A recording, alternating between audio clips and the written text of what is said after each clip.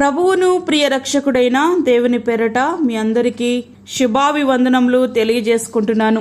Jesus new creation ministries ద్వారా ఈ రీతిగా ప్రతిరోజు అనుదిన ఆహారమును మీతో పంచుకోవడానికి దేవుడిస్తున్న కృపను బట్టి దేవునికి అనలేని కృతజ్ఞతలు.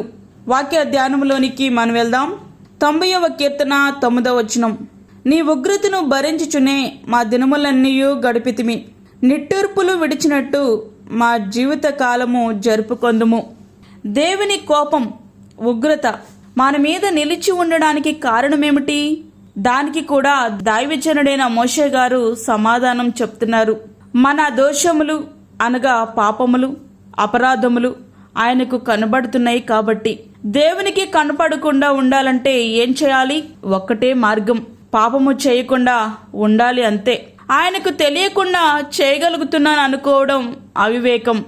సంఘమును, సమాజమును, కుటుంబమును, తల్లిదండ్రులను, స్నేహితులను అందరినీ మోసం చేయగలిగినా దేవుని చేతిలో మాత్రం అడ్డంగా దొరికిపోతావు.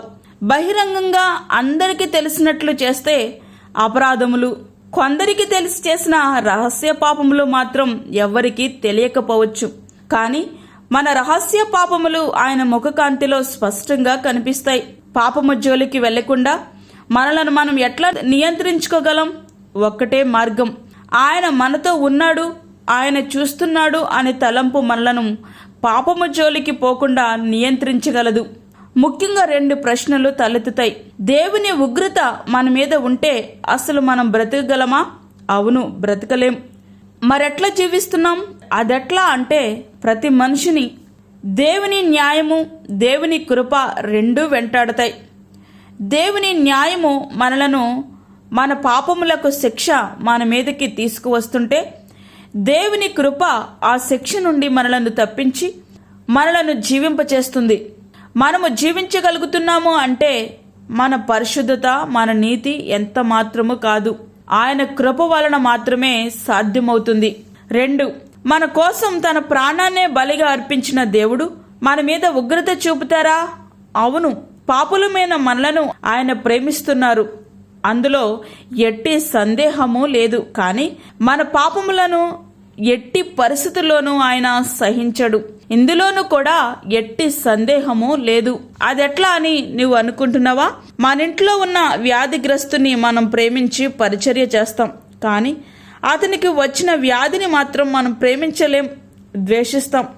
అట్లా నిట్టూర్పులకు బదులుగా నీ జీవితంలో సంతోషం, శాంతి, సమాధానం కావాలి అంటే ఆయన ఉగ్రత నుండి నువ్వు తప్పించబడాలి.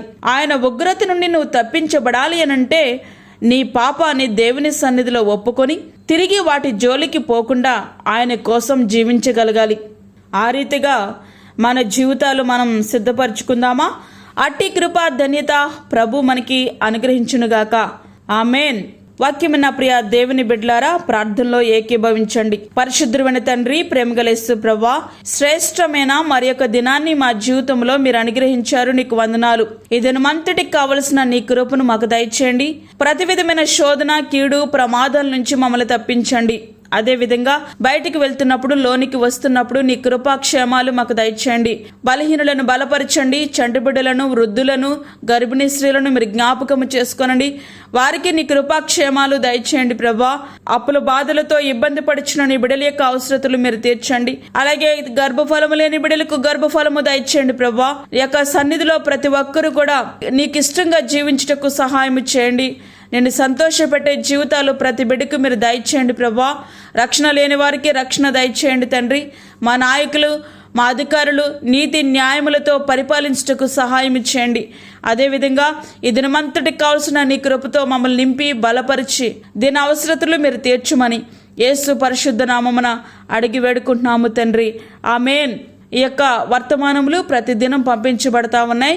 ఈ యొక్క వర్తమానముల కొరకు మరియు మీ ప్రార్థన అవసరతల కొరకు మీరు మమ్మల్ని సంప్రదించండి. మా ఫోన్ నెంబర్ 9177377559. దేవుడు మిమ్మును, మీ కుటుంబమును దీవించునుగాక. ఆమేన్. దేవుని సేవలో మీ సహోదరి అన్నామణి సాల్మన్.